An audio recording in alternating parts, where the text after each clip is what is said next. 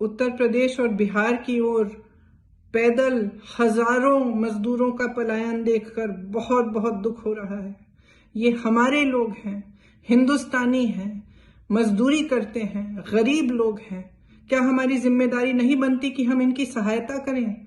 जब तमाम लोग विदेश में फंसे हुए थे, वापस आ नहीं पा रहे थे, तो हमने हवाई जहाज भेजे उनके लिए कि वो घर आए, अपने परिवारों के साथ रहें, क्योंकि हर इंसान की यही इच्छा होती है कि संकट के समय में वो घर जाए, अपने परिवार के साथ रहे।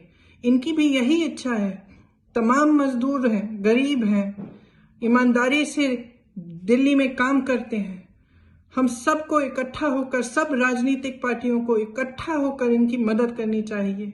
यूपी कांग्रेस ने एक हाईवे टास्क फोर्स बनाई है, जिसके जरिए जहां जहां हम सहायता कर सकते हैं हम कर रहे हैं, लेकिन बगैर सरकार की सहायता के ये अपने घर पहुंच नहीं पाएंगे। मैं आग्रह करती हूं सरकार से, मदद करिए इनकी।